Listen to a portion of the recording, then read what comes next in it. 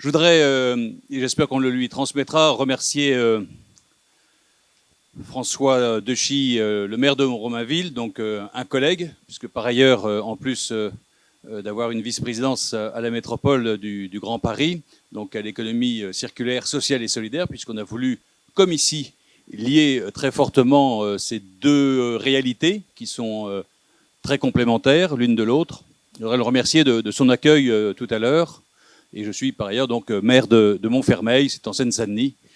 C'est pas très loin d'ici, limite Seine-et-Marne. Je voudrais également remercier la directrice de la cité, Yuna Conan. Merci de votre accueil, merci à toutes vos équipes qui nous ont très gentiment accueillis dès que nous sommes arrivés. Merci pour tout ce qui agrémente notre visite et on a été, à titre personnel en tout cas, très séduits par ce qu'on y a vu et entendu et les contacts que cela m'a permis en tant que maire de prendre au passage, mais c'est le but de ces journées du Grand Paris circulaire. Je voudrais également, parce que j'en suis au moment des remerciements, remercier toutes les personnes qui vont prendre la parole. Donc il y a Fabienne Lelu, qui est maire adjointe. Alors elle devait prendre la parole, elle est au fond de son lit à 40 degrés avec le Covid, ce qui est une bonne compagnie par les temps qui courent, mais on lui souhaite surtout bon rétablissement. Elle devait nous parler de ce qu'elle mène à Fontenay-sous-Bois sur, je crois, toute l'alimentation. C'est un très beau travail, m'a-t-on dit. On aura une transcription vidéo plus tard pour rattraper ce que nous ratons cet après-midi. Je voudrais remercier Khaled Ben Mohamed, qui est maire adjoint de Vitry-sur-Seine, délégué à la transition écologique. Antoine Fuyet, qui est le fondateur et CEO, je ne sais pas ce que ça veut dire, de Champerché. La prochaine fois, on me mettra ce que ça veut dire.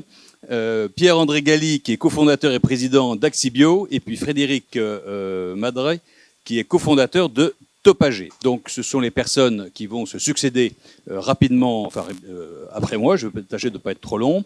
Et puis je ne veux pas oublier deux de mes collègues, pour le coup de la métropole, à savoir Antoinette Gull, qui est vice-présidente déléguée à la nature en ville, à la biodiversité et à l'agriculture métropolitaine, et Djenaba Keïta, qui est vice-présidente déléguée à l'alimentation, au circuit court et au mode de consommation.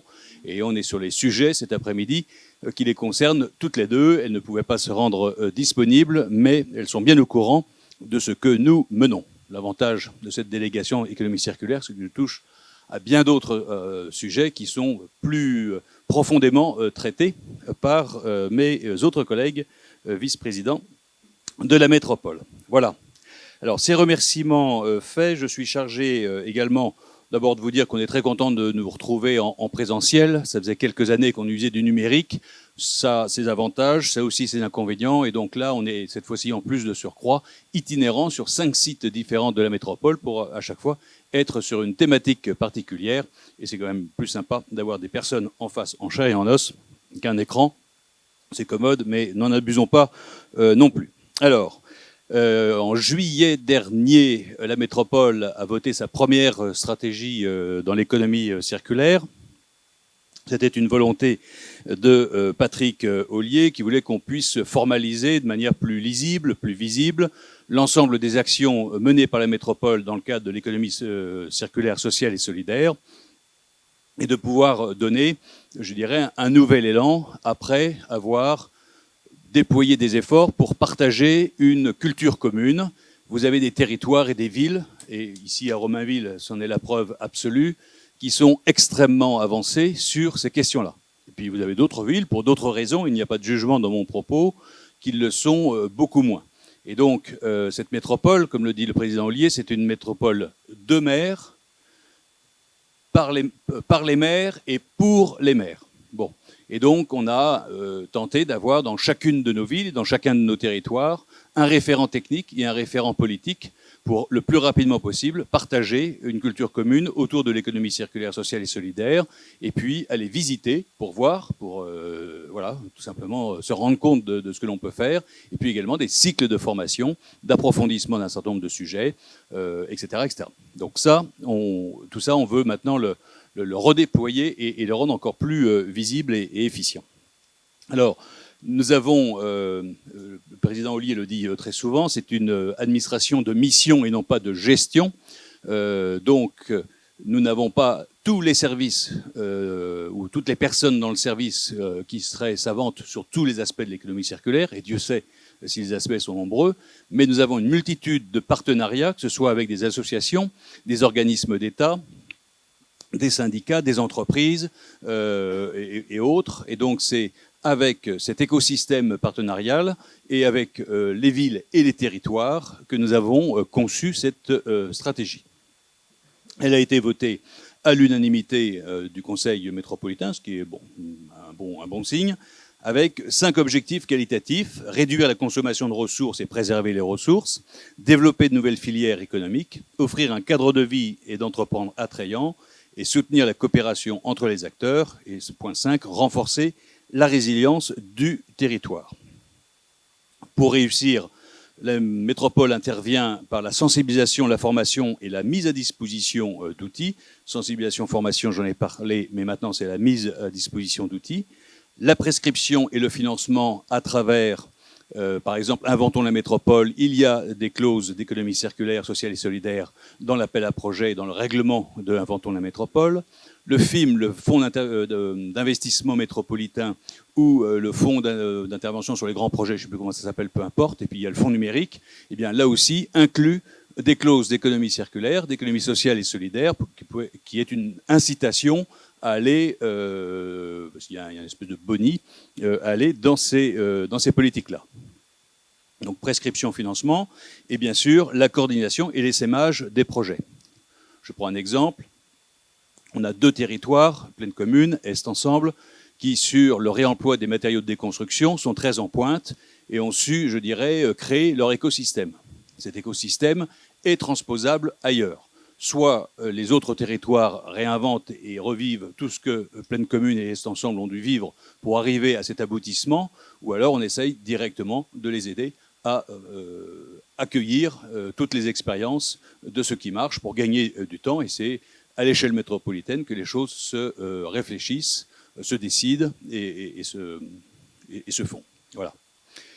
Sur le cadre stratégique donc, sur lequel la métropole s'inscrit, quelques orientations, quelques axes. Un axe d'exemplarité de la métropole.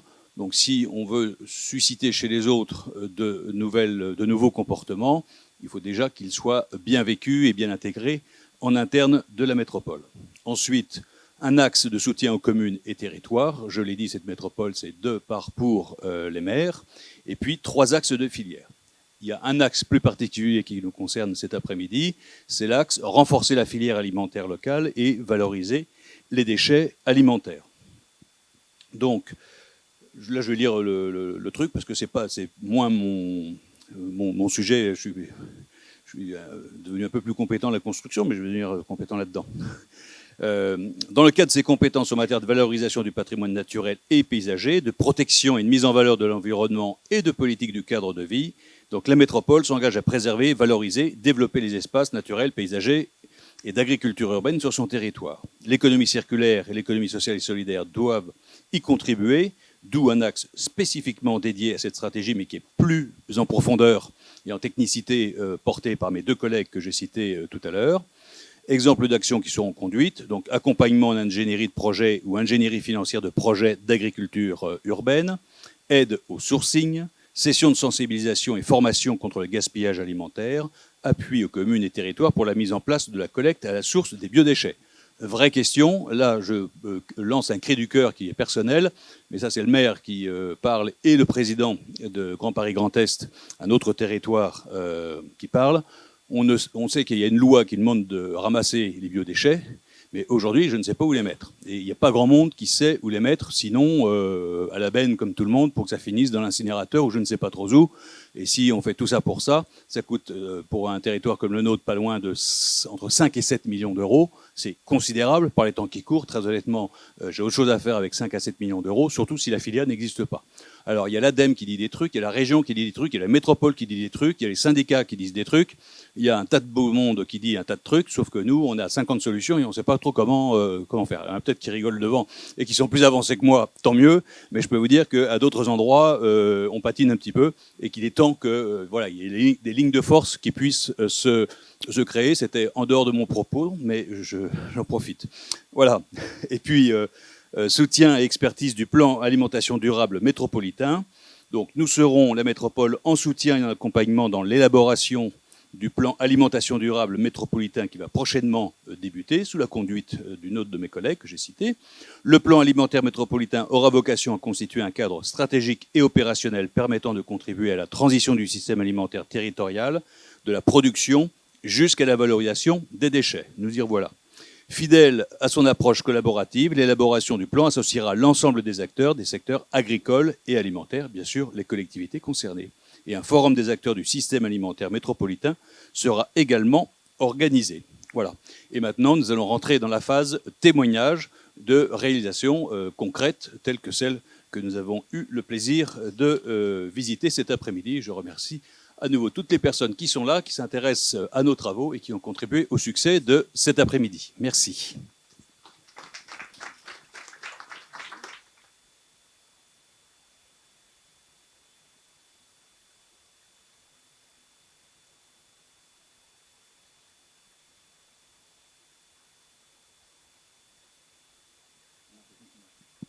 Non, ah si, ça fonctionne. Bonjour à tous. Alors moi, je vais vous parler d'un projet qui est en cours, plutôt une expérimentation qui est en cours de micro-méthanisation à Vitry-sur-Seine, donc dans la banlieue parisienne. La genèse du projet, c'est une expérimentation du SICTOM. Alors, je ne sais pas si vous savez ce que c'est. Le SICTOM, c'est un syndicat des ordures ménagères de la ville de Paris et d'énormément de villes de la banlieue parisienne, dont je suis conseiller d'ailleurs du SICTOM. C'est une expérimentation qui a pour objet de répondre à cette problématique de traitement des biodéchets que la loi va nous obliger à collecter au 1er janvier 2024. Donc c'est bientôt. Et comme le disait mon collègue juste avant, il n'y a pas pour l'instant de filière établie. Et les délais sont vraiment très contraints. 1er janvier 2024, on est en fin 2022 et il nous reste 1 an pour mettre en place toute une filière, tout en sachant que les biodéchets, ça représente à peu près 30% d'une poubelle, des ordures qu'on met dans la poubelle. Donc il va falloir sortir ces biodéchets et les traiter dans une filière à part. C'est un projet qui date de 2018 où le SICTOM a justement cherché à expérimenter des solutions de traitement de ces biodéchets. Le porteur du projet, donc celui qui a gagné cet appel à projet, c'est une société qui s'appelle Be & Co, qui a proposé une unité de microméthanisation qui, à partir des déchets alimentaires, permet à la fois la production de biogaz, pas tout à fait de cogénération, mais en tout cas qui génère de l'électricité, qui produit aussi du compost et de l'eau pour l'arrosage des espaces verts. L'expérimentation en elle-même a commencé début 2019 et se terminera le 31 octobre 2023. Et il est prévu qu'à la fin de cette expérimentation, le SICTOM puisse faire une étude de faisabilité à la fois technique et financière pour mettre en œuvre ces unités de traitement sur les villes qui sont adhérentes de ce syndicat. La ville de Vitry-sur-Seine a fourni, dans le cadre de cette expérimentation, alors peut-être que les gens On en est où là? Hop, voilà. Le PT GOSB, c'est l'établissement public territorial Grand Orly Seine-Bièvre, dont Vitry fait partie. Et en 2016, le traitement des déchets, enfin la politique de gestion des déchets est passée au territoire. Et donc, une partie du projet s'est retrouvée aussi au territoire. La ville a fourni d'abord les déchets alimentaires des écoles, et il y en a beaucoup à Vitry-sur-Seine, des marchés aux comestibles et de la cuisine centrale, puisque en plus de la consommation et des déchets générés par la consommation des aliments, il y a aussi ceux pour faire les repas, et donc la cuisine centrale, où d'ailleurs il y a aussi une restauration collective pour les salariés de la mairie qui sont des milliers. La ville a aussi fourni un terrain communal, et on va voir que le terrain a son importance dans ce type de projet. Certes, c'est un petit terrain de 240 mètres carrés, mais c'est vraiment de la micro-méthanisation. On le verra tout à l'heure dans un schéma, mais c'est quelques containers. C'est basé sur des containers, en fait, c'est fait à l'intérieur de containers. Et donc cette mise à disposition du terrain est valable jusqu'en juillet 2024. Le déroulement du projet s'est fait assez lentement quand même, puisqu'il a commencé début 2019 avec 3 écoles. Et pour en tout cas l'alimentation de ce micro-méthaniseur, avec les 43 écoles de la ville en janvier 2022. Pourquoi cette lenteur? Parce que ça nécessite en fait l'intervention des personnels, des agents de cantine, des animateurs de la pause méridienne et surtout des élèves qui mangent dans les cantines scolaires, pour leur apprendre en fait le tri de ces déchets, de ces biodéchets. Et ça s'est fait via cette sensibilisation, en tout cas, et formation pour les adultes. C'est fait par des animateurs déchets de l'EPT Grand Orly Seine-Bièvre, qui donc ont dû petit par petit former les différentes écoles qui intégraient le projet. La quantité et le coût des déchets et du projet, la quantité est d'environ 16 tonnes par mois, excusez-moi, ce qui correspond à 140 tonnes par an si on enlève tout ce qui est congé scolaire, parce qu'essentiellement ça vient de la restauration scolaire. Et le micro-méthaniseur a une capacité de 300 tonnes par an, mais qui est extensible. En fait, puisque c'est des containers, il y a possibilité de rajouter des containers et de pouvoir augmenter la quantité de biodéchets traités. La ville, les cantines scolaires, c'est à Vitry-sur-Seine 5900 repas. Et le projet vu qu'on ne traite que 140 tonnes et qu'on a la capacité d'en traiter 300, en tout cas avec les 6 containers qu'on a actuellement, le projet a donc accepté aussi les déchets des marchés alimentaires et d'un foyer de travailleurs migrants qui est pas très loin de la cuisine centrale. Le coût a été presque nul pour le PT. Je dis presque, puisqu'ils nous ont quand même fourni des tables de tri dans les écoles avec un coût de 195 000 €, mais subventionné à 80% par le SICTOM. Donc c'est vraiment, ils n'ont pas payé grand-chose, quoi. Le reste était à la charge du porteur de projet, c'est-à-dire BioBeanbox, qui lui améliorait parce que c'était une start-up qui améliorait son process en fait de traitement. Le projet est estimé à 1,4 million d'euros qui ont été financés à hauteur de 700 000 € par le SICTOM. Alors le microméthaniseur en lui-même, sur les schémas fournis par BioBox, voilà, c'est des containers. Là, vous en voyez 2. Le petit chapeau au-dessus, c'est le méthane qui est produit par les biodéchets. Et comme vous voyez, nous on en a 2. C'est-à-dire que là, celui-là, il en a un, et là, il y a un autre container où il y en a 2. Ici, vous voyez, en fait, il y a deux containers. Et il y en a comme ça 3, ce qui fait qu'il y en a 6 en tout. Ça, c'est pas un container, hein, c'est la partie accueil de la BioBox. On peut passer au slide suivant. Alors, je suis pas du tout technicien, mais très très rapidement, le fonctionnement, c'est que il y a une arrivée des déchets. Là aussi, il y a un enjeu sur l'arrivée des déchets, puisque c'est vraiment des tout petits camions qui arrivent. Et ils arrivent, y compris avec des sacs poubelles, donc il faut un peu les déchirer et puis les enlever surtout, puisque le process ne supporte pas ni de plastique ni d'autre chose.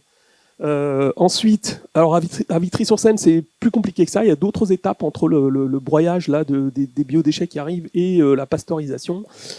Parce que, on le verra tout à l'heure, une des problématiques les plus graves, c'est que le fait que ces biodéchets contiennent des choses qui ne devraient pas contenir, dont des cuillères et des fourchettes que les enfants jettent. Donc il y a une problématique réelle de tri qu'on verra à la fin de cette présentation.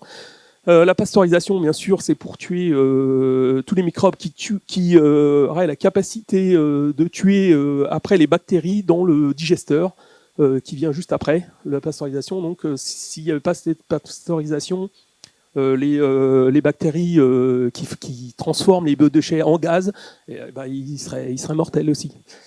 On verra aussi qu'il y a une petite problématique sur les bactéries dues encore une fois au tri. Donc après, il y a de la filtration, enfin une filtration très très fine qui permet soit de générer de l'eau. Là, il y a indiqué eau industrielle, mais nous, c'est de l'eau pour nettoyer et pour surtout arroser les espaces verts, voilà, tout à fait, de la ville. Et donc là, le moteur qui est appelé de cogénération, qui à partir du gaz génère de l'électricité et aussi est sorti une partie d'eau chaude. Là, il y a marqué eau chaude sanitaire, mais c'est pas le cas dans notre projet. Dans notre projet, l'eau chaude qui est générée ici, elle revient pour pasteuriser à cette étape de pasteurisation en fait. Voilà.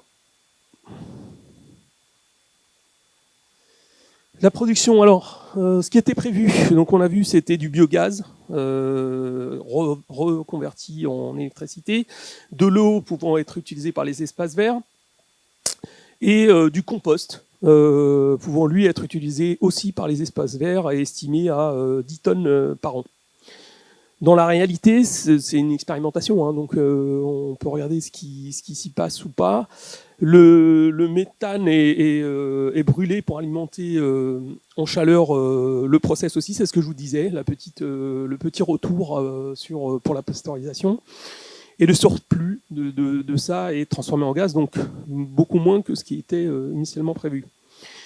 Il est revendu à EDF, mais on verra dans les points critiques juste après que c'était un processus pas facile à obtenir. Le compost, lui, est indiqué en cours d'homologation parce que actuellement, il n'est absolument pas utilisé par les espaces verts puisqu'il n'est pas homologué.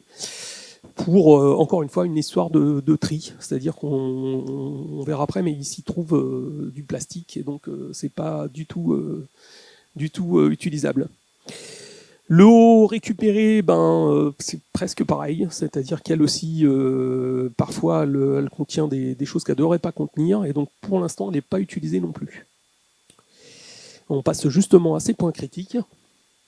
Les points critiques, c'est que en plus des erreurs de tri des élèves, le personnel des écoles parfois mettent du javel, nettoient les tables avec du javel et mettent tout ça dans la poubelle. Alors le javel, ça tue nos bactéries, qui eux sont servies pour la microméthanisation. Donc voilà, c'est un point assez important, malgré qu'on a passé vraiment du temps à former avec les animateurs déchets pour expliquer aux gens les enjeux, mais ils n'avaient pas non plus tout ça. Ils savent pas comment fonctionne le truc. On leur a expliqué comment trier, pas les conséquences de tel et tel acte. Il se trouve qu'à Vitry, il y a beaucoup trop de viande qui est jetée, puisque beaucoup d'enfants ne consomment pas de viande du tout. Et donc jettent. Donc on leur sert de la viande et elle est à la poubelle, la viande. Donc ça produit par contre beaucoup de gaz, la viande, et beaucoup plus que ce qu'on avait initialement prévu. Donc heureusement qu'il y a un deuxième ballon, et je pense qu'il en faudrait un troisième. La mauvaise qualité du compost, je vous l'avais dit que c'était des petits résidus de plastique, c'est les portions individuelles de fromage et les pots de yaourt essentiellement, qui se retrouvent, alors qu'ils ne devraient pas se retrouver dans les biodéchets, quoi.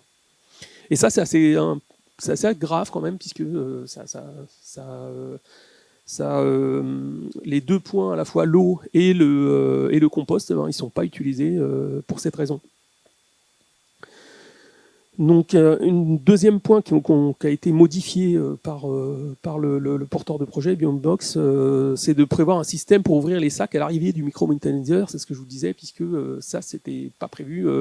Et initialement, ce qui était prévu dans le projet, c'est un petit camion qui arrivait, qui déversait la totalité, donc c'était assez rapide. Or là, c'est pas du tout assez rapide, c'est à la fois ça arrive dans des sacs. Et donc la personne qui fait la collecte est obligée de faire quelque chose de manuel, ce qui initialement n'était pas prévu, quoi. Les sacs ont été mis pour pas aggraver le risque de troubles musculo-squelettiques des personnels à l'intérieur des écoles. C'était aussi en concertation avec le CHSCT de la mairie. Comme dernier point critique, la connexion au réseau électrique qui a été très longue. Donc c'est un processus long de se connecter à l'électricité. Et je vous avais dit que le terrain était quelque chose d'important, puisque la réglementation pour faire du biogaz est aussi de s'éloigner des habitations. Donc il faut un terrain qui soit vraiment éloigné des habitations, même si c'est de la microméthanisation. Donc il y a plusieurs réglementations. Et puis après, ça complique le fait de se connecter au réseau aussi, du coup. Et ça renchérit le coût et ça complique les choses.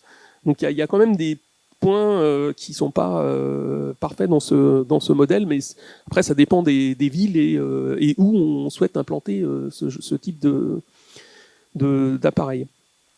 Pour les perspectives, il faut faire un plan de lutte contre le gaspillage alimentaire. Surtout à Vitry, en tout cas pour la viande, je ne sais pas dans les autres villes pourquoi, mais nous on gâche vraiment beaucoup trop de viande. Et puis il faut, en plus de la première phase de sensibilisation des enfants et de formation du personnel des écoles, il faut refaire une sensibilisation dans les cours élémentaires et expliquer à la fois au personnel et aux enfants de bien trier, puisque on le voit, ça aboutit à ce que deux éléments normalement produits par cette microméthanisation ne sont pas utilisés. Donc dans les perspectives, on a aussi, on prévoit d'accueillir d'autres établissements à l'avenir pour pouvoir monter jusqu'à ces 300 tonnes et voire plus si on le décide à la fin de l'expérimentation. Et je vous ai dit en rajoutant des containers qui nous rajouteraient aussi des capacités de traitement. Voilà.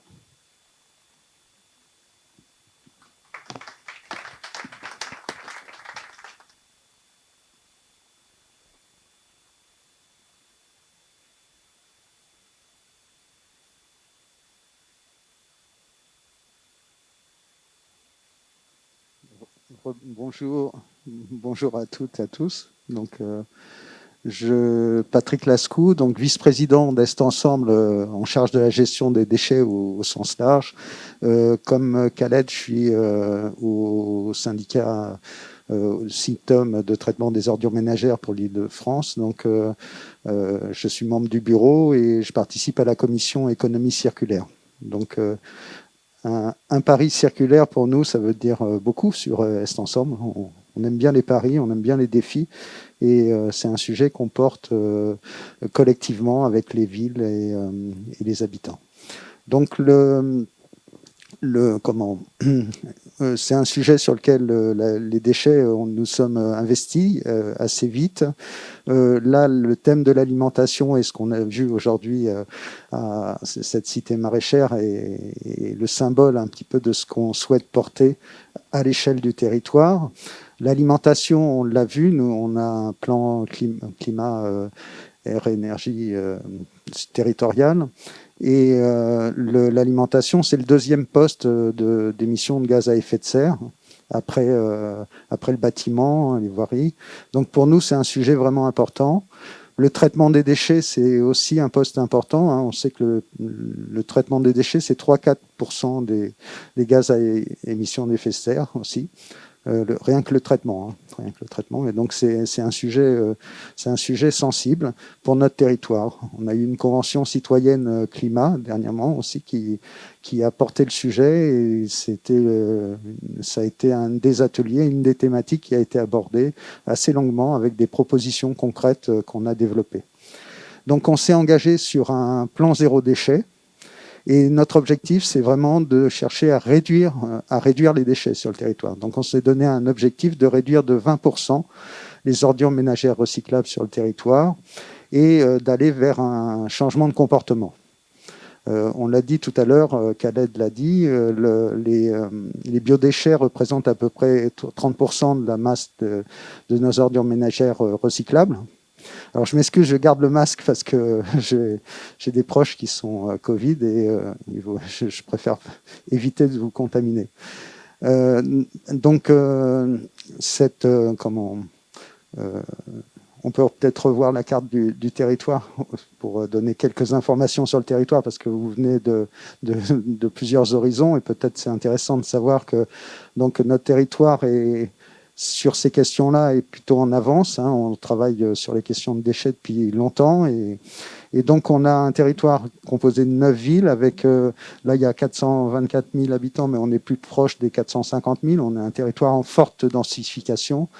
On a 82% d'habitat collectif, à peu près, donc c'est un territoire assez dense, et qui est en train de vivre une densification rarement vécue. On a des zones qui se densifient très fortement. Ça, c'est un projet qui a été mené depuis longtemps, et on produit, là il y a 208 000 tonnes, mais en 2021 on en a produit 25 000. Donc vous voyez la réduction, on l'espère, mais c'est on prend un train en marche, et notre deuxième objectif est vraiment de changer les comportements vis-à-vis des déchets. Et ça, c'est vraiment une réforme culturelle, c'est un changement de culture à la fois chez les habitants, mais aussi dans les services et dans notre fonctionnement. Donc on travaille vraiment à cette question-là. On a la chance d'avoir des élus et des maires motivés, parce que François Dechy vous a accueilli, il l'a bien dit, la question des déchets est une question centrale, importante, et de mettre ces besoins de transition écologique, de transition en termes de gestion des déchets, au service aussi de notre territoire et des populations les plus pauvres, parce qu'on a un territoire qui est avec des inégalités très très fortes entre l'approche commune et des villes un peu plus éloignées de l'approche couronne, Bobigny, Noisy-le-Sec, Bondy, qui sont des villes un peu plus pauvres, où des difficultés sociales plus importantes, on va dire. Donc des différences qu'on retrouve aussi dans la gestion des déchets et dans la production des déchets. Donc il y a un vrai parallèle entre les deux, et la question du changement de comportement, de la sensibilisation, c'est un thème qu'on a pris vraiment à cœur dans ce plan zéro déchet, en travaillant, en multipliant par 3, par exemple. On a déjà en un an, à peu près, un peu plus d'un an, on a multiplié par 3 le nombre d'animations dans les milieux scolaires, et on compte aller à une multiplication par 10 du nombre d'animations de sensibilisation rien que dans le milieu scolaire. Donc Ça, c'est un sujet vraiment important. Et on voit tout de suite qu'on a un lien de cause à effet avec cette sensibilisation et des résultats assez rapides, en fait. Quand on communique, on s'est lancé dans un plan de communication aussi, très important, à l'échelle du territoire. Donc, ça aussi, ça fait partie des éléments qui sont mis en avant. Donc, si on va parler, on m'a chargé de vous parler du compostage et de la question du compostage. Ça a été dit, Xavier Lemoine, avec l'obligation légale qui nous est faite après la fin 2023, d'offrir aux habitants une possibilité, de mettre à disposition des habitants une possibilité de tri à la source des biodéchets. Eh bien, sur Romainville, il y avait déjà une expérimentation en cours menée avec le CITOM. Là, on va passer à une expérimentation à l'échelle de la ville. Et c'est justement, on a des exutoires, on a des partenaires et on y travaille. Et il faut bien suivre ce plan parce que ces 30% de masse que représentent les biodéchets dans nos ordures ménagères, ben, ça répond déjà à notre objectif de réduction des déchets. Donc, quoi de plus stupide que d'aller mettre des biodéchets chargés d'eau, des déchets organiques dans un incinérateur. Et voilà. Donc, sur le territoire, on a une équipe forte avec des gens très motivés et donc on a 3 maîtres composteurs qui sont présents. On a un fonds zéro déchet. C'est plus un appel à projet, c'est un fonds zéro déchet, donc avec 130 000 € qui sont mis à disposition pour porter des projets de l'accompagnement autour du compostage. Et on a donc 2 types d'installations sur le compostage, parce que sur les biodéchets, il y a il y a une différence de nature dans les biodéchets. Et cette différence de nature se fait en fonction de leurs propriétés fermentescibles. On parle de biodéchets, c'est un terme générique, ça va des déchets verts jusqu'aux déchets alimentaires et aux morceaux de viande qui restent dans les cantines. Ça n'a pas du tout les mêmes propriétés et ça ne doit pas avoir la même finalité. D'un côté, on a des solutions simples de proximité, comme le compostage, et de l'autre côté, on a une logistique lourde à mettre en place, très lourde pour les collectivités, pour aller capter les déchets alimentaires plus fermentescibles, qui, eux, vont alimenter nos centres de méthanisation avec un beau projet à Gennevilliers, porté par le CITOM, de méthaniseurs qui devraient apporter des solutions et un rendement un peu plus proche que ceux qu'on a aujourd'hui.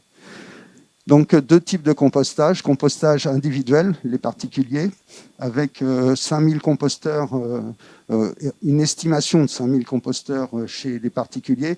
Il y en a sûrement plus parce que, en fait, les villes avaient déjà commencé, avant Est Ensemble, certaines villes avaient déjà commencé à donner des composteurs.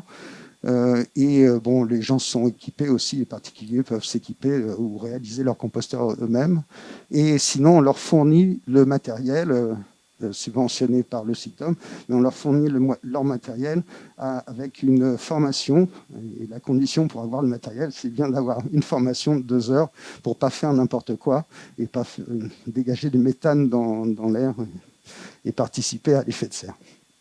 Donc, les maîtres composteurs qui accompagnent cette formation et un compostage partagé avec des sites de compostage collectif où là, on va avoir des installations un peu plus importantes où les habitants pourront venir et qui est plus adapté en fait à l'habitat collectif en pied d'immeuble pour pouvoir composter.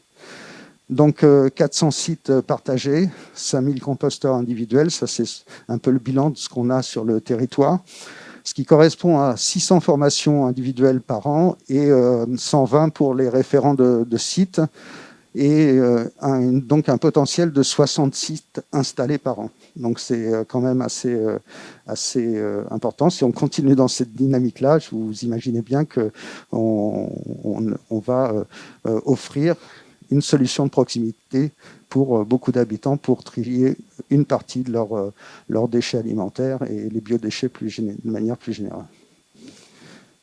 Voilà, on peut passer. Donc, comme je vous disais, compostage en milieu scolaire, un outil pédagogique, un outil de sensibilisation, un outil de changement de comportement. Je ne sais pas si vous compostez ou comme moi, quand vous voyez un petit bout de plastique dans le compost, moi, c'est insupportable. Je ne vis plus, il faut que je l'enlève, sinon je ne me sens pas bien. Donc, finalement, quand on composte, on change aussi son comportement vis-à-vis de tous les autres flux de déchets. Et ça, c'est important parce que ce changement de comportement, franchement, ça se traduit à la fois dans notre consommation aussi. On regarde un peu plus le plastique qu'on va éviter dans ses emballages et dans ses actes, son acte de gestion de déchets. Et c'est un formidable outil de réduction des déchets. Le compostage, c'est les référents de sites ou les habitants qui compostent. C'est un propos qui revient souvent. C'est ma poubelle d'ordures ménagères. Maintenant, mon sac, il est presque vide. Je le sors une fois sur deux. C'est-à-dire que c'est un exutoire formidable. Si on le gère bien, c'est royal. On réduit énormément et souvent, ce qui nous reste, c'est surtout la collecte, les emballages qui remplissent nos poubelles. Donc, milieu scolaire, très jeune, on a besoin d'acteurs, de faire germer dans les foyers ces idées, cette bonne gestion. Donc, les animations en milieu scolaire, les composteurs pédagogiques, voilà, c'est une bonne initiative et c'est porté aussi par les écoles les structures pédagogiques et l'éducation nationale qui sont aussi partenaires sur de nombreux projets. Voilà, donc les composts de quartier, les composts des sites. Alors on a des sites un peu plus importants, des pavillons où on va avoir des gisements plus importants, des habitants qui vont se rassembler, se réunir, des animations qui se font souvent festives. Et c'est aussi un outil l'occasion de se rassembler, de partager et de se retrouver autour d'un enjeu finalement. Quoi de plus noble que de créer de la terre? On en parlait, on en avait dans les bacs tout à l'heure quand on visitait l'installation. Et le compost, c'est vraiment la partie, les déchets organiques sont la partie la plus noble de nos déchets, celle qu'on peut vraiment valoriser pour générer à la fois régénérer aussi de la biodiversité, mais aussi du sol. Et le retour à la terre, c'est vraiment essentiel pour nous nourrir. Et on ferme le cycle. Et ça, vous le savez aussi, c'est très bien. Donc, des gros volumes, 4 à 15 tonnes qu'on peut produire par an sur certains sites et des fois plus. Alors, une production qu'on a estimée quand même à 50 kilos sur les sites partagés, près de 50 kilos, autour des 50 kilos par habitant, ce qui est quand même par an. Ce qui est pas mal quand même. Quand on voit la production d'un habitant global de déchets, 50 kilos de moins, c'est... quand on sait combien on paye la tonne au traitement, et encore, on connaît que le coût qui nous est facturé, mais le coût réel est déjà plus élevé, et finalement, c'est une sacrée économie pour les collectivités. C'est de l'argent qu'on peut mettre ailleurs, et c'est bien. Et si on peut le mettre à sensibiliser et aller un peu plus dans la prévention, on aura fait un petit bout du chemin. Voilà. Donc, cette terre, l'idéal, c'est cet amendement, ce compost qui peut amender nos terres, qui peut servir à faire du semis, qui peut servir à nourrir les sols. Idéalement, c'est de le réutiliser à proximité. C'est vrai que tout à l'heure, je ne l'ai pas dit en présentant le territoire. Sur notre territoire, on n'a que 6 mètres carrés d'espace vert par habitant. On en manque. C'est moins que ce qu'il y a sur le Grand Paris. On est plutôt à 16 mètres carrés sur le Grand Paris. Nous, c'est que 6 mètres carrés. Donc, on y travaille à Romainville. On va avoir un parc de 2 hectares bientôt à côté qui est en projet. Mais en attendant d'avoir ça, il y a aussi tous les espaces privés qui sont utilisables et mobilisables. Et on voit que si on a des sites de compostage partagés qui sont installés dans des jardins, des parcs, ça fonctionne mieux. On a tout de suite, des fois on a le broyat à proximité, des fois on a l'exutoire du compost mûr sur le terrain, et c'est vraiment précieux, ça évite des déplacements, ça a beaucoup de sens. Et en ce sens, il faut vraiment travailler avec les villes, les espaces verts pour pouvoir porter ça au plus près et de le rendre le plus efficient possible dans la chaîne qui est proposée. Donc voilà, je crois que c'est fini. C'était la dernière. Donc voilà. Alors si Est Ensemble est plutôt précurseur, je le vois quand je suis au CICTAM ou avec les échanges sur tout le territoire, il y a beaucoup de frilosité sur cette question des biodéchets, plus particulièrement des déchets alimentaires, parce que la logistique est très lourde, la collecte est très lourde.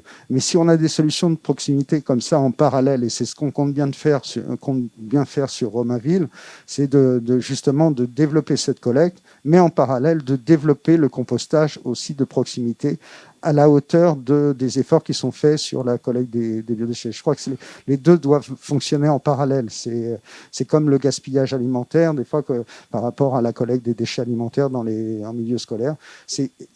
Les deux sont complémentaires. Il n'y a pas une action qui se fait au détriment d'une autre. Non, ça va dans le bon sens. Et si on veut réussir à ça, faut déjà communiquer, identifier les porteurs de projets, c'est très important. Savoir animer les réseaux, avoir une équipe de maîtres composteurs très engagés, et ça, c'est pas toujours facile à trouver. Mais si on a de la chance, comme Est Ensemble, d'avoir une équipe comme ça soudée, des associations partenaires, on a 2 associations sur le territoire qui sont vraiment investies, qui font un travail conséquent et qui nous aident vraiment à déployer ces sites de compostage, le Sens de l'Humus à Montreuil, Activille à Bobigny, et vraiment ce sont des partenaires, des acteurs très précieux pour le développement.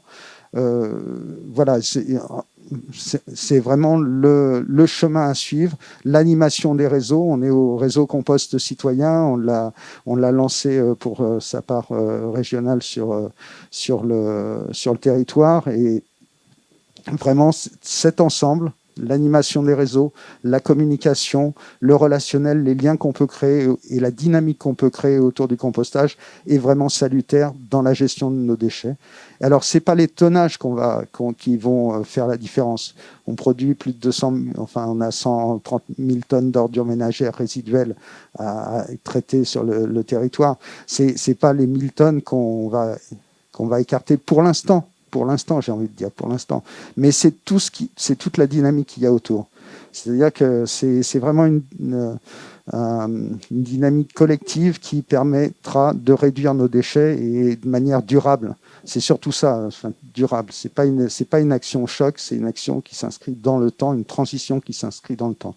Et j'ai envie de dire que le compostage, c'est un peu le compostage à la gestion des déchets, c'est un peu ce qu'est le vélo à nos mobilités. Vous voyez, c'est la comparaison qui me vient en tête. Et voilà, si vous avez d'autres questions, je pourrais partir, je pourrais être bavard plus longtemps, mais je pense que c'est parfait. C'est bon le timing. Voilà. En tout cas, merci à vous. Merci.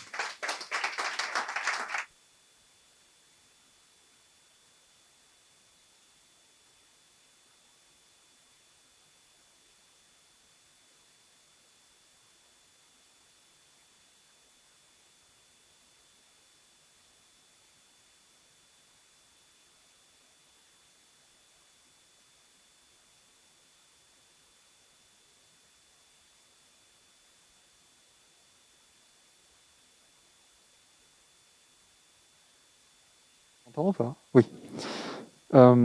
C'était une question par rapport aux espaces verts, je l'ai peut-être raté. Je ne sais pas s'ils ils récupèrent déjà les composts, enfin bon, ceux qui seraient déjà valorisables, et en gros, quelle charge ils seraient capables d'absorber en amendement.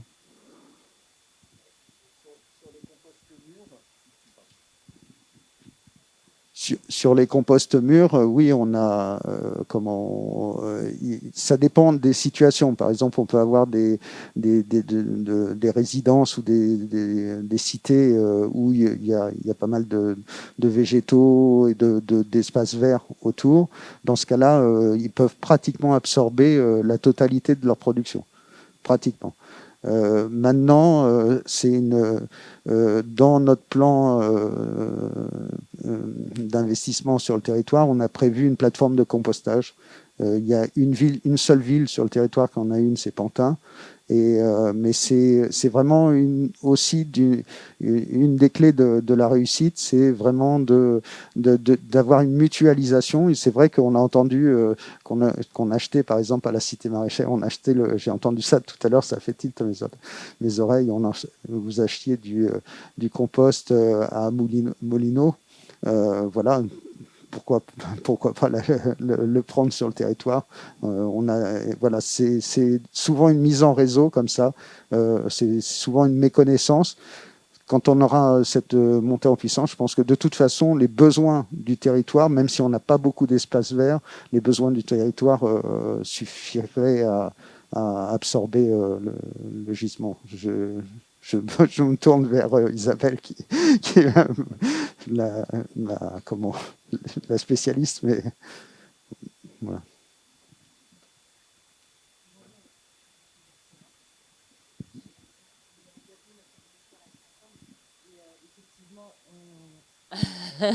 Merci. Donc, je suis Isabelle Gaton, maître composteur Est Ensemble. Et effectivement, pour l'instant, la totalité du compost qu'on produit sur le territoire est absorbée par le territoire. Et par rapport à la question des échanges avec les broyats peut-être, ou même les échanges avec les services techniques des espaces verts, aujourd'hui, il n'y a pas beaucoup de partenariats parce qu'ils sont encore un peu frileux. C'est quelque chose qu'il va falloir développer petit à petit. Il va falloir qu'on explique aux services techniques des espaces verts que oui, le compost produit par les citoyens, c'est un compost de qualité et que oui, ils peuvent le récupérer et l'utiliser. Sur certaines villes, ils le font, notamment la ville des Lilas, par exemple, où ils vont prendre l'excédent. Mais comme il n'y a pas beaucoup d'excédent parce que le compost est de très bonne qualité et que les citoyens eux-mêmes déjà le récupèrent, ils s'en servent pas beaucoup. Mais c'est quelque chose qui a développé et en fait, il y a une grosse partie d'apprentissage des services techniques sur la qualité des composts produits. Ça, c'est pas encore mûr. Merci beaucoup. On a le temps pour une deuxième question.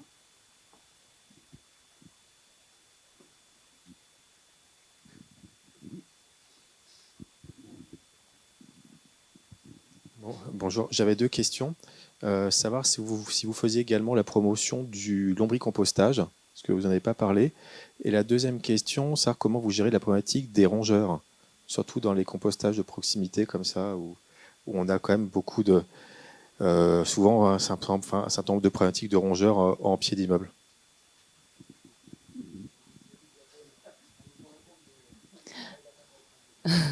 Alors, sur la question des lombricompostages, on développe le lombricompostage individuel. On essaye d'en faire un peu moins maintenant, c'est un peu la volonté, parce qu'on a fait une étude et on s'est rendu compte que c'est quelque chose, parmi toutes les solutions, c'est une des solutions la plus coûteuse et finalement où on peut mettre le moins de déchets dedans. Et il ne faut pas oublier que le lombricompostage, c'est d'abord un élevage de vers avant une solution de réduction des déchets. Donc on essaye un petit peu de lever le pied sur cette solution-là, sachant qu'elle existe, qu'on la déploie sur le territoire, qu'on a aussi des lombricoles, donc des lombricomposteurs collectifs, et que c'est une solution qu'on préconise quand même dans les écoles où c'est plus simple parce que c'est un outil qui est hyper pédagogique, le lombricompostage. Et ensuite, la deuxième question, c'est sur les rats. Donc on a du matériel aujourd'hui, le SICTOM nous propose du matériel qui est vraiment équipé, notamment de grilles anti-rats sur le dessous, qui... Alors, ça ne va pas être une solution parfaite, hein, ça réduit et puis ça rassure, on va dire, les utilisateurs sur le fait que les rats vont moins venir sur les sites de compostage. Faut pas se leurrer, de partout où il y a des travaux, il y aura des rats qui vont venir sur les sites de compostage parce que les rats vont être déplacés de leur habitat naturel de par les travaux et qu'un site de compostage, c'est un endroit qui est un peu, on va dire, confortable pour les rats. Et après, c'est aussi une question d'apprentissage. Sur une des photos, on voit le collège Marais de Villiers. Voilà, sur les trois premières photos d'en haut.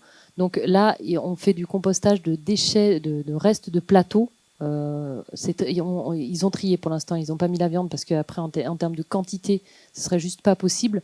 On a une formation demain sur ce site-là. Il y a des rats. Voilà, les gestionnaires apprennent à faire avec. Il y a aussi des poules. Alors, est-ce que les rats ils sont attirés parce qu'on donne des grains aux poules ou est-ce que parce que c'est un site de compostage ou parce qu'il y a des travaux autour? C'est un peu un ensemble de choses. Donc, il y a des solutions de préconisation pour essayer de limiter la propagation des rats, ça c'est sûr. Et d'autre part, il y a une éducation à vivre avec.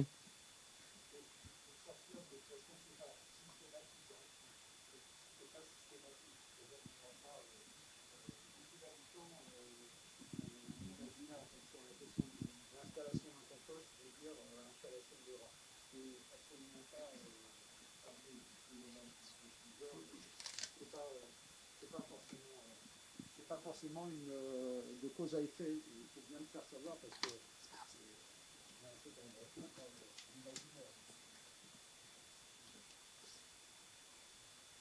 Merci beaucoup. Merci à nos élus et à notre composteur in chief. On va passer maintenant à un moment où on accueille 3 acteurs économiques qui vont venir pitcher leurs solutions. On aura par la suite un petit moment de questions-réponses et quelques mots de chef, le café qui est à côté, qui vous a régalé pendant la pause.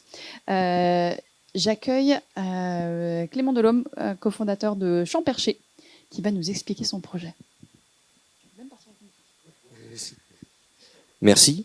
Est-ce que tout le monde m'entend? Ok. Alors, moi je représente donc Champerché. Alors Champerché, nous, on est des agriculteurs urbains, un petit peu comme ce que vous avez pu voir lors de la visite. Mais nous, on a une technologie particulière qui s'appelle la bioponie. En fait, on vient réunir 2 mondes. Le monde de l'hydroponie, donc de la culture hors sol, qui se fait à base d'eau, et le monde de la permaculture et de la culture biologique. En fait, notre but, c'est de créer, d'assurer l'autonomie alimentaire à l'échelle locale, partout dans le monde, avec le plus faible impact environnemental possible. Donc là, tous les chiffres que vous allez voir aujourd'hui, que je vais vous présenter, en fait, ils ont vocation à s'améliorer, parce que c'est ça un peu la philosophie de Champerché, c'est s'améliorer vers l'éco-conception. Rapidement, Champerché, c'est un projet qui est assez jeune puisqu'on est né le 4 octobre 2017. C'est un projet familial qui a été ouvert donc par les 3 frères Fuyet et leurs potes, dont je fais partie. Donc en 2017. En 2019, on a eu notre première ferme à Paris. Donc sur 42 mètres carrés, on était capable de produire à peu près 3 tonnes d'aromates, ce qui faisait de cette exploitation l'exploitation agricole la plus rentable d'Île-de-France, parce que forcément c'est des cultures verticales. Donc c'est pour ça qu'on arrive à optimiser la place. En 2020, on a fait notre première levée de fonds, donc on a levé 3,5 millions d'euros, à la fois avec des fonds publics et des fonds privés. Et au 1er avril 2021, on a ouvert la plus grande ferme bioponique française, qui est donc à Sartrouville. Et on produit sur cette ferme, on va produire environ 30 tonnes de fruits, légumes, aromates, micro-pousses et fleurs comestibles. Donc la bioponie, c'est une culture du coup hors sol qui se base avec 100%, enfin 99% pour l'instant, mais bientôt 100% d'engrais organiques, 0 produits chimiques, pas d'OGM et 90% d'eau économisée. Pourquoi? Parce que nous, notre eau, elle reste dans les systèmes. Vous voyez les systèmes qui sont ici. Ça, c'est ce qu'on appelle un NFT chez nous. C'est un système de gouttière. Et en fait, ce système de gouttière permet d'économiser l'eau et de la garder dans le circuit fermé. Et bon, là, je vous ai mis le prix Agrio. C'est une récompense qu'on a reçue de la part du ministère qui récompense du coup la meilleure innovation agricole écologique. Donc, pourquoi Champerché? Parce que Champerché, ça répond à un besoin. Nous, ce qu'on veut, c'est relocaliser la production de fruits, de légumes en Île-de-France. Il faut savoir que la région Île-de-France est la pire région en termes de consommation de produits qui sont produits du coup sur son sol. On est à seulement 12% selon l'indice Cratère. L'indice Cratère, c'est l'indice qui mesure la résilience d'un territoire. Et il faut savoir que l'Île-de-France est le territoire le moins résilient de France. Donc c'est vraiment la mission de Champerché a une vocation à aider cette région à pouvoir mieux produire et surtout aux Franciliens de mieux consommer. Quelques chiffres rapides. Il faut savoir que Champerché, on est 216 fois plus producteur qu'un agriculteur classique. Pourquoi? Parce qu'on a des cultures en étage et on cultive toute l'année sans aucune contrainte climatique. Par exemple, il y a eu la grêle qui a affecté les vignes récemment.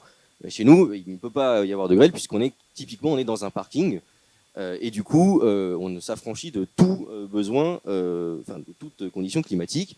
Il faut savoir que pour 1000 mètres carrés, le CA, le chiffre d'affaires est de 1 million d'euros. Et que Champerché est aussi une solution pour créer de l'emploi local parce qu'en 1 an, on a créé 36 postes en CDI, en CDD pour tout type de qualification. Parce que le métier d'agriculteur urbain est un métier nouveau, donc il n'y a pas besoin de qualification particulière. On a des agriculteurs qui chez nous n'ont ni brevet ni bac, ils ont juste de la bonne volonté et c'est tant mieux. Et là, on prépare du coup une seconde levée de fonds pour cette fin d'année de 85 millions d'euros qui, elle, permettra de financer 4 à 5 nouveaux sites, tous en Île-de-France, dont un pas très loin d'ici, à Épinay-sur-Seine. Donc, comme je vous l'ai dit en introduction, Champ-Percher, c'est un laboratoire géant. On est en constante innovation. Il y a plusieurs types d'innovation chez Champ-Percher.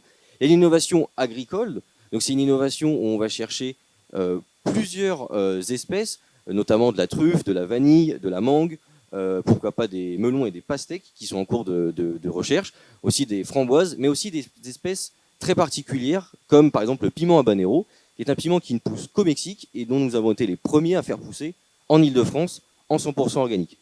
Et donc là, vous comprenez bien le but de Champ-Percher, c'est d'éviter l'importation d'espèces et de compléter sur un territoire tout ce qu'il faut pour alimenter les personnes vivant sur ce territoire.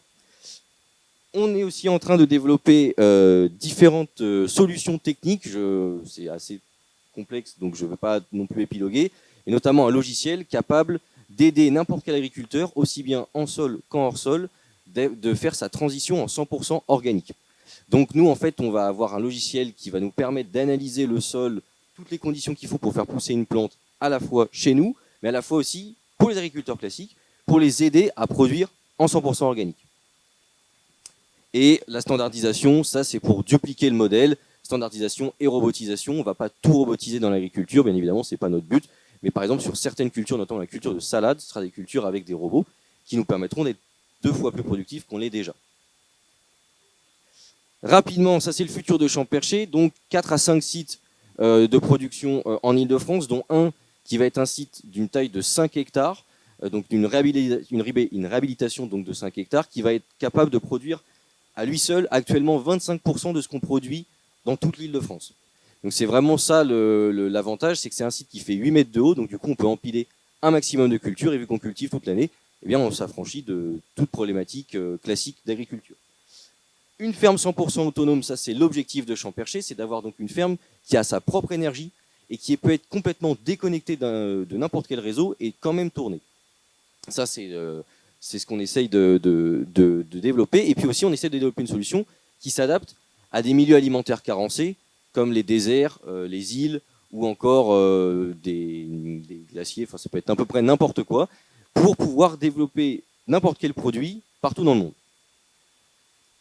J'en passe rapidement donc à la deuxième partie.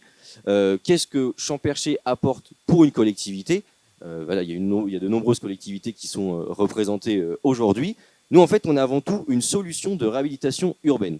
Nous, on ne veut pas construire du neuf, parce que, écologiquement parlant, c'est beaucoup plus résilient de réhabiliter de l'urbain. Donc nous, ce qu'on va faire, c'est qu'on va utiliser des zones désaffectées, ça peut être des usines, ça peut être des monuments historiques, ça peut être des parkings, comme actuellement on a à Sartrouville. Là, vous avez 2 photos.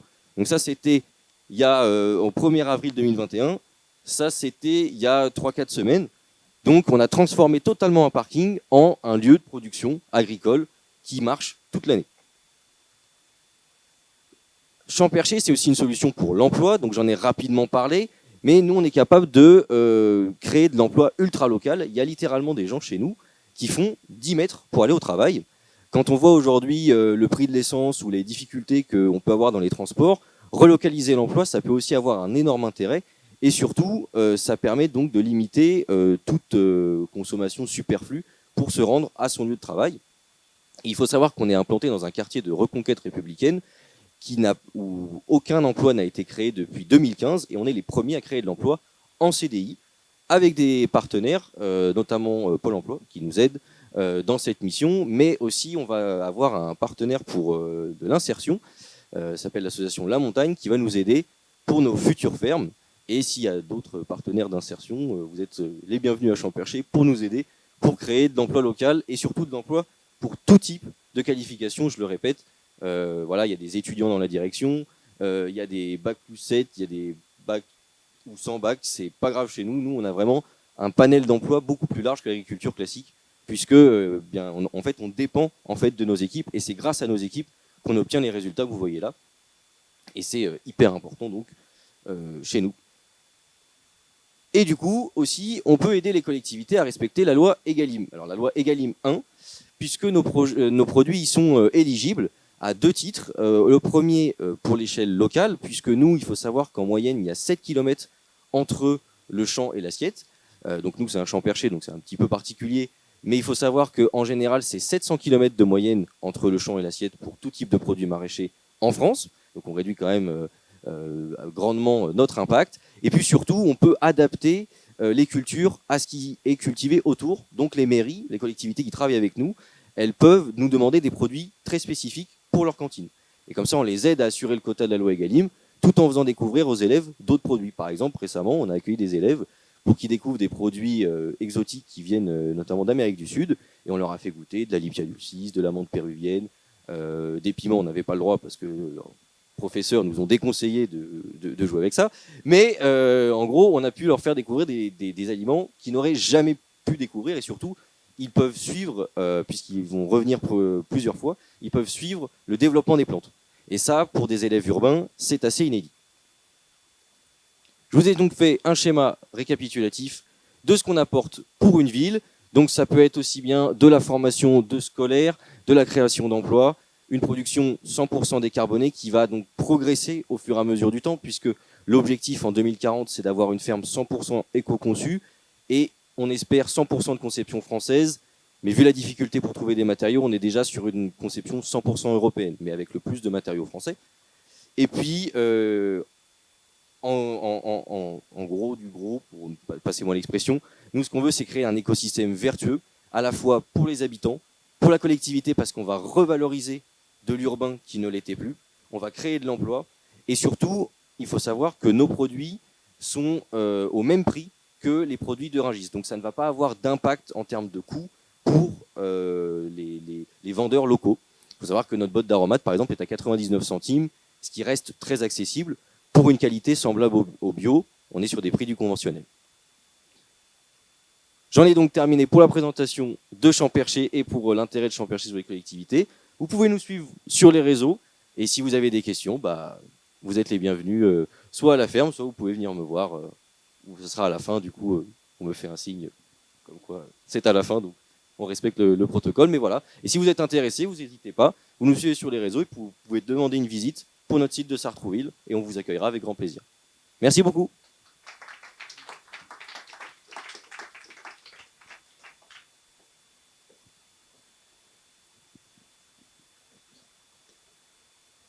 Bonjour à tous. Donc Pierre-André Gallier, moi je suis cofondateur d'Axibio. C'est comme ça. Donc Axibio, on est spécialisé dans la conception d'équipements et de solutions digitales pour la collecte et le traitement des biodéchets. Donc on conçoit et on fabrique donc ces équipements. On va en fait de la poubelle du particulier et du gros producteur jusqu'à l'entrée en méthanisation ou au compostage. Donc on va fournir tous les éléments qui permettent d'avoir un détournement massif de la fraction organique des ordures ménagères. Et donc on s'adresse à la fois aux collectivités locales et aux syndicats mixtes de traitement de déchets, et aussi aux professionnels, notamment de la restauration collective, et également à tout ce qui est acteur du recyclage et de la valorisation. Donc trois filières. Alors concrètement, on fournit des bornes d'apport volontaire, donc tout ce qui est point d'apport volontaire pour la collecte des particuliers, des petits producteurs qui vont se positionner sur la voirie. Donc solution que l'on peut équiper également de systèmes de contrôle d'accès, notamment de contrôle d'accès avec pesée, donc qui permet d'avoir un poids très précis de ce que dépose chaque particulier ou petit producteur, et de savoir où se forment les gisements de biodéchets au sein de la collectivité. On va s'adresser également à la restauration collective avec des produits qui sont en apparence semblables, mais qui ont une autre mission, qui est de mesurer précisément le gaspillage alimentaire. C'est-à-dire quand je suis capable d'identifier le poids que dépose un particulier, je peux mesurer le gaspillage alimentaire et je peux aller assez loin dans l'origine du gaspillage alimentaire en identifiant si ça vient du retour plateau, de la production non consommée, de la légumerie, de la cafétéria, et de ramener ça à un grammage par couvert et à 1 euro par kilo perdu.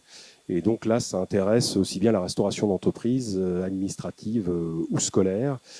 Et enfin, on fournit des équipements, des déconditionneurs qui permettent de purifier la matière une fois qu'elle a été collectée pour effectivement éviter tout ce qui est problème de pollution plastique résiduelle de tous les inertes qu'on peut trouver dans les biodéchets, et Dieu sait qu'on en trouve, de façon à fournir une matière qui soit de qualité pour avoir des composts, des digestats qui soient conformes à la réglementation, qui se sévérisent. Et il faut voir qu'on a d'un côté une obligation de tri à la source et de l'autre une exigence de retour à la terre qui est toujours plus sévère, et donc il faut arriver à coordonner tout ça. Donc, très concrètement, la gamme pour les villes, elle va de 120 litres à 600 litres. Donc, en fait, on met en place des équipements qui permettent une collecte par bac ou par caisse palette, en fait, de façon à pouvoir autoriser 2 modes de collecte, qui est soit la collecte en benne à ordures ménagères, soit la collecte par rotation, et notamment avec véhicules équipés d'un haillon, ce qui permet d'augmenter un petit peu les volumes et d'aller jusqu'à 500 ou 600 litres et de pouvoir collecter beaucoup plus. Donc ici, on a un modèle qu'on appelle le Gaia Box 240A qui permet d'insérer un bac de 120, 180 ou de 140 litres. Donc, que vous voyez ici dans des exemples très concrets, notamment la ville de Cannes et puis la ville de Pau à droite. On a également un nouveau modèle qu'on a sorti qui permet d'avoir également une ouverture par l'arrière, donc c'est la Gaia Box 240B, dans laquelle on va insérer également un bac de 120, 180 ou de 240 litres. Alors l'intérêt, c'est que derrière, on peut monter en capacité sans avoir à changer l'équipement, et donc je change simplement le bac pour monter et accroître progressivement la quantité de biodéchets collectés. Et donc 240 litres, on peut mettre jusqu'à 80, voire 100 kilos. Alors après, il faut voir que ça commence à devenir lourd à déplacer. C'est pour ça que quand on a des problèmes de charge, on passe à la capacité supérieure qui est la Gaia Box 400 litres, dans laquelle je vais insérer un bac 4 roues de 400 litres qui a l'avantage de pouvoir être poussé et qui n'a pas à être basculé ou tiré. Donc déjà, on peut mettre des charges un peu plus importantes et il prend un peu plus de place que le modèle précédent de 240 litres et qui m'offre une capacité quand même supérieure. Et puis, on a la Gaia Box 600 dans laquelle on va pouvoir mettre une caisse palette, cette fois-ci, de 500 ou de 600 litres, et qui permet de capter un peu plus de gisement et d'associer aussi tout ce qui est petits producteurs, et notamment des petites écoles, des maisons de retraite, des petits restaurants, des brasseries. Ça fait tout de suite assez vite des volumes importants. Alors dans ce type de modèle, j'ai l'exemple d'une ville qui s'appelle La Motte-Beuvron, donc en centre-Val de Loire. Ce type de Gaia Box permet de collecter 180 à 200 kilos par semaine de biodéchets. Voilà. Et donc, ça peut être doté d'un système de contrôle d'accès, soit contrôle d'accès simple, soit contrôle d'accès avec pesée. Donc, avec pesée, ça permet d'enregistrer le poids déposé. C'est ce que j'ai expliqué auparavant. Donc, l'intérêt d'un contrôle d'accès, c'est de pouvoir éviter la présence d'indésirables et donc d'avoir un filtre, c'est-à-dire que ne sont autorisées que, comme disait Coluche, les personnes autorisées à venir sur le point d'apport volontaire, ce qui fait que quand on se déplace à la borne, c'est pour y déposer ses biodéchets, pas pour jeter ses cigarettes ou ses canettes. Donc c'est très important parce que j'ai l'exemple en tête d'une autre ville, alors pas en France mais en Espagne, à Barcelone, où c'est ouvert à tout vent. Et alors là, on retrouve les ordures ménagères. Donc il est essentiel, surtout en milieu urbain et urbain dense, d'avoir un contrôle d'accès. À la campagne, c'est un peu moins vrai parce que les gens sont, hélas, peut-être un peu plus disciplinés ou qu'ils habitent à la campagne. Et donc, c'est parfois moins nécessaire. Et donc, nos systèmes de contrôle d'accès peut-être fonctionner avec une carte ou en milieu d'année prochaine avec une ouverture smartphone. Et donc, on peut se brancher sur des cartes existantes d'autres flux de déchets ou d'ordures ou de cartes de déchetterie, par exemple. Alors ici, j'ai un autre exemple qui concerne les professionnels. Donc, c'est le même type d'équipement 600 litres, voilà, et qui permet de récupérer le sac plastique de collecte. Donc, c'était monsieur qui évoquait le problème du sac. Ici, on a un système de trappe où on vient avec un système de pince, accrocher le sac, on le catapulte, donc sans effort, et ça permet au sac de se vider et de ne pas avoir les sacs partis avec les déchets. Donc voilà, donc on accompagne un certain nombre de territoires en France, dans les Alpes-Maritimes, donc la ville de Cannes, en Bretagne, en Seine-Maritime, en Centre-Val de Loire, bientôt Villefranche-sur-Saône, et également avec le SICTOM au Kazakhstan, puisqu'on accompagne le SICTOM pour une expérimentation dans la ville d'Akol, au nord de Nour-Sultan, avec des solutions qu'on a déployées en France. Voilà.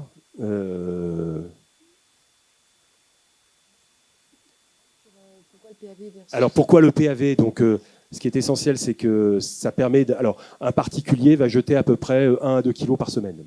Donc, si vous êtes en habitat pavillonnaire, vous imaginez 2,3 personnes par foyer en France en moyenne. Donc, vous allez récupérer 3 à 4 kilos.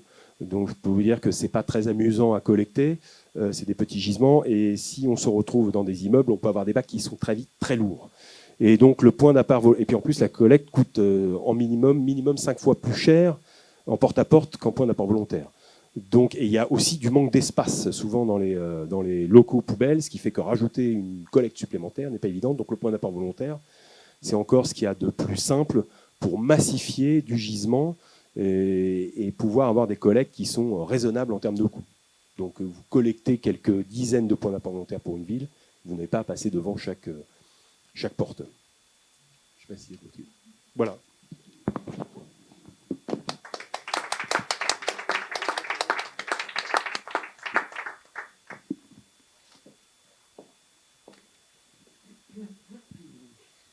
Bonjour, toutes et à tous. Vous m'entendez? Ouais. Hop. Donc voilà, je suis Frédéric Madre, je suis le cofondateur de Topager. Ça siffle un peu. Donc Topager, entreprise, jeune entreprise, mais qui a bientôt 10 ans, donc plus si jeune que ça, d'agriculture urbaine et de végétalisation urbaine. Et par contre, je suis là plutôt pour vous parler d'un autre projet que Topager finalement, qui est le projet Faiseurs de Terre. Donc il y a un projet qu'on a monté avec 2 autres structures, donc vous allez là. Alage, donc qui est une association d'insertion par l'activité économique dans l'aménagement d'espaces verts naturels, donc grosse association d'insertion plutôt basée sur le 93 et qui a plus de 120 salariés. Donc, voilà, on est tout petit à côté, nous, avec Topager, nos 30 salariés. Et puis NeoEco, un bureau d'études en économie circulaire, donc pareil, qui est un bureau d'études assez conséquent et qui intervient beaucoup sur le territoire français et au-delà. On a pas mal de partenaires sur ce projet Faiseurs de Terre, donc notamment la région Île-de-France, qu'on remercie de ses financements, l'ADEME aussi, qui nous cofinance, la mairie de Paris, le territoire de Seine-Saint-Denis et plein de communes aussi, avec qui on travaille pas mal. Est Ensemble aussi, on fait des présentations chez Est Ensemble, et effectivement, et on essaye de travailler. Donc je vais présenter un peu, juste en une diapo, Topager quand même, parce que bon, je suis là au nom aussi de Topager. Donc comme je vous disais, une entreprise de paysage urbain comestible et sauvage. Donc on travaille beaucoup sur les questions du paysage comestible en ville, pour essayer de relocaliser l'alimentation.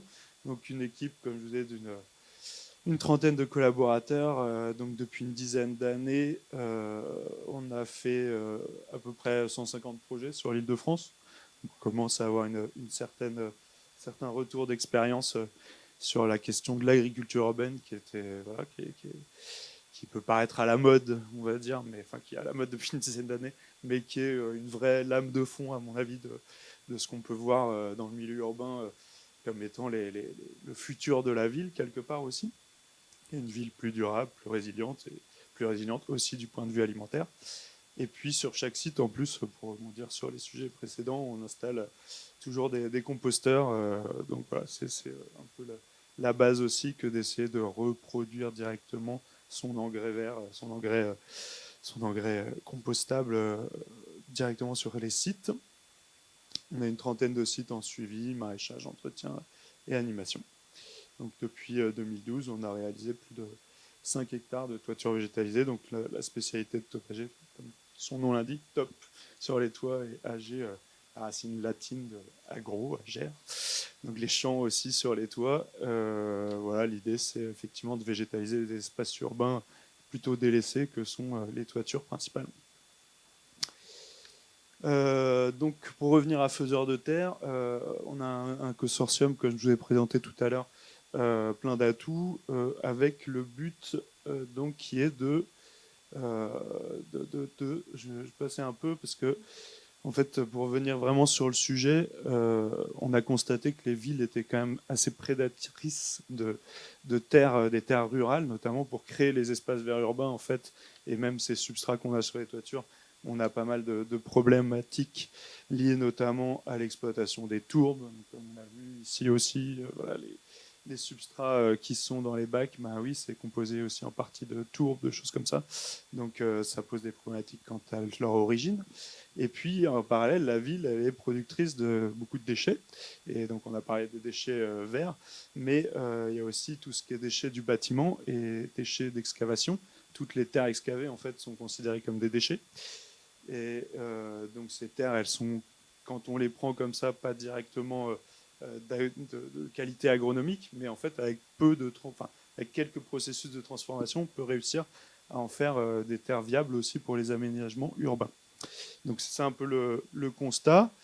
Et la proposition qu'on a fait avec Faiseurs de Terre, ben, c'est de réutiliser justement ces terres excavées plutôt que les exporter, les mettre dans des anciennes des charges ou souvent des anciennes carrières en fait, qui sont bouchées avec ces terres excavées qui pourtant ont une certaine fertilité, bah, de pouvoir faire des andins avec, mélanger avec du compost, faire des semis en fait de plantes amélioratrices, donc qui vont avec leurs racines, avec tout le cortège de mycorhizes, etc., tout ce qui est champignons donc, et bactéries, va activer en fait ces substrats, ces sols, ces technosols, on peut les appeler aussi, et donc permettre d'avoir des terres viables pour les aménagements des espaces verts sur peu de temps finalement, parce qu'on voit que c'est avec des maturations qu'on a, par exemple là dans cette expérimentation pour la Solidéo, donc pour les terres du village olympique. En un an, on a produit 1500 mètres cubes de mélange, donc aussi avec du béton concassé, donc ce qui est aussi une manière de réemployer certains éléments de démolition qu'on peut avoir en milieu urbain. On a une autre expérimentation en cours qui est sur la production de substrats expérimentaux pour les toitures végétalisées, où là c'est un peu plus technique parce que il y a aussi une question de poids en fait. On l'a vu aussi aujourd'hui que voilà, pour avoir des substrats de toiture, il faut avoir quand même quelque chose d'assez allégé pour que les toitures des bâtiments puissent supporter, d'autant plus qu'on aime bien travailler sur des bâtiments en rénovation et pas non plus trop étaler la ville et la construire. Donc voilà, ça demande de bien travailler sur ces substrats allégés, mais aussi sur en faire des sols réellement vivants. Et donc on voit sur les expérimentations là, que ça pousse, donc tout va bien, on ne fait pas n'importe quoi. Notre proposition, bah, c'est d'améliorer justement, ça pousse parce qu'on essaye d'améliorer ces sols par une ingénierie écologique, donc l'utilisation des plantes, comme j'ai dit tout à l'heure, mais aussi de la vie du sol, donc avec les vers de terre, les bactéries, les champignons, pour augmenter la fertilité des sols. Et puis l'enjeu social, donc avec la formation de personnes en insertion et la création d'emplois sur le territoire, donc à travers des chantiers d'insertion en fait, où on va produire ces substrats. Il y a bien sûr plein de bénéfices environnementaux à faire ce type d'action, tout ce qui est l'impact carbone, donc avec des circuits courts, du stockage aussi du carbone dans le sol, puisque le sol est un des gros réservoirs du stockage de carbone, mais aussi préserver les espaces agricoles et naturels, puisque le fait d'éviter de décaper les terres agricoles pour ramener et faire des espaces verts en ville, ça permet de les préserver. Favoriser la biodiversité en ville, réduire les quantités de terre mises en décharge et aussi les quantités. Enfin, c'est aussi un bon exutoire pour la production de compost, bien sûr, puisqu'on utilise des gros volumes de compost pour fabriquer ces substrats. Voilà quelques bénéfices sociaux. Les étapes du projet, je passe un peu parce que là il y a pas mal de diapos. À ce moment, on finit cette expérimentation pour la Solidéo, donc là, elle est terminée. Les terres produites vont permettre de végétaliser le futur village olympique. Et on continue aussi les expérimentations, comme j'ai dit tout à l'heure, sur les substrats de toiture, avec aussi cette problématique qu'on a parfois sur certains chantiers de pouvoir directement produire in situ. Mais bon, on voit que aussi sur les chantiers, il y a rarement beaucoup de place, donc c'est pas toujours évident. Mais l'idée, c'est aussi de pouvoir parfois produire directement in situ ces substrats fertiles. Et sinon, pour rebondir aussi sur, puisqu'il y a beaucoup de collectivités ici, sur quels sont nos besoins actuellement pour le déploiement du projet, c'est d'avoir une plateforme en fait. Donc on est en train d'étudier différents sites sur lesquels on va pouvoir développer une plateforme faiseur de terre pour produire ces substrats. Mais voilà, on est toujours à la recherche de nouveaux sites pour produire ces substrats en insertion. Donc si vous avez des plateformes potentielles pour quelques milliers de mètres carrés et quelques années, voilà, ce serait super. Donc n'hésitez pas à nous contacter pour en parler et qu'on voit ça. Et puis si vous avez des terres excavées aussi sur vos territoires et que vous ne savez qu'en faire et que vous avez envie de les remanier de manière un peu plus intéressante que juste les mettre en décharge ou dans des carrières, ouais, n'hésitez pas aussi à nous contacter pour qu'on étudie vos projets. Merci.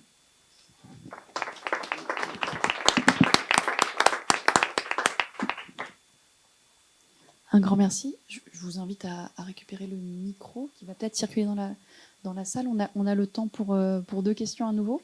Quelqu'un veut se lancer? Une question pour Champercher, pour Axibio, pour Topagé.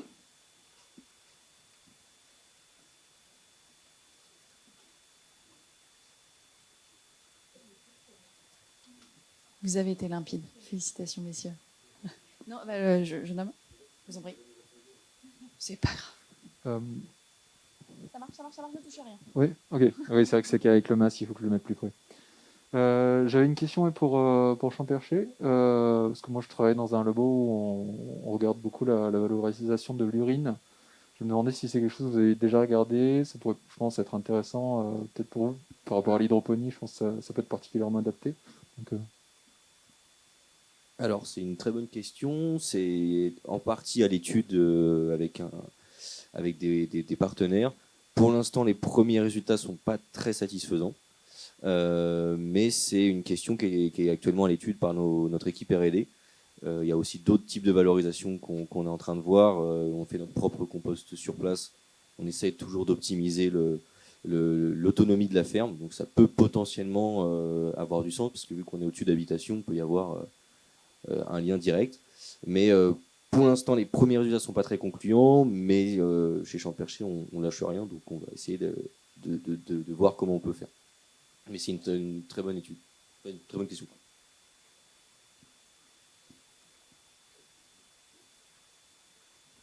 Tu gardes le micro, Clément. On devait avoir un petit mot de chef qu'on ne trouve pas. Donc les chefs sont dans la nature, ce qui est parfait pour une journée comme aujourd'hui sur cette thématique.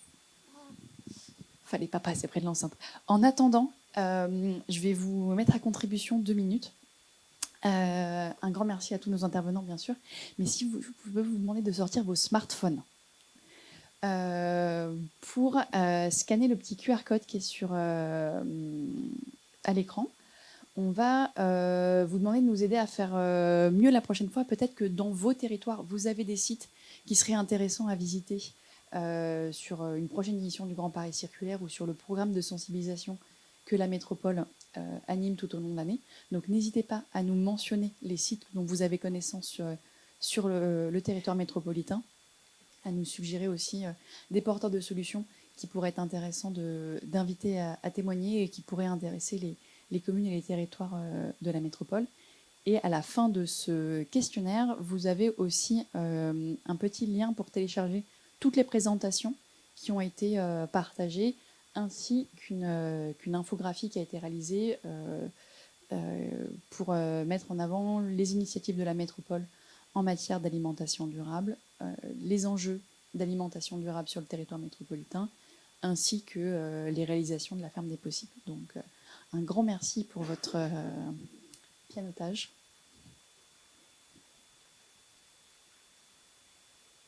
Chef, pas chef? Pas de chef.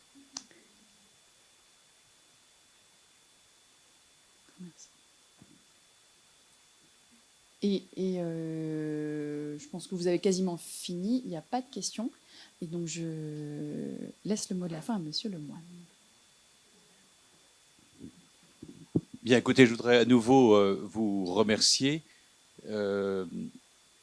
Pour un maire comme moi qui tente de partir dans l'agriculture urbaine, qui se tord les méninges pour savoir que faire des biodéchets au regard des multiples solutions proposées, j'ai vu des choses et des propositions crédibles. En tout cas, il y a des villes, des collectivités ou des entreprises qui ont une nette avance sur ceux qui balbutient encore. Donc c'est assez rassurant. Donc je sais que j'aurai mes antisèches par Stéphanie et par Hortense pour reprendre contact avec ou les uns ou les autres, mais j'ai, à titre personnel, beaucoup appris. J'espère qu'il en est également pour vous. Donc merci à nouveau à tous les intervenants, qu'ils soient des collectivités, donc mes collègues, ou qu'ils soient des entreprises qui ont pu pitcher, et aux personnes qui nous ont consacré cet après-midi. Nous avons encore 4 journées qui se déroulent sur le port de Gennevilliers, c'est la logistique, sur Châtenay-Malabry, c'est la déconstruction et l'intégration de ces éléments de déconstruction dans le réemploi, tout simplement. Pardon, on a Stein, c'est voilà, restauration collective à Stein, et puis ensuite, voilà, et Paris 18e, le reconditionnement informatique. Voilà, il est temps que je me réveille. Voilà, donc il y aura un panel assez large, et donc peut-être que j'aurai le plaisir de vous y recroiser, ou alors c'était cet après-midi-là qui vous intéressait plus particulièrement.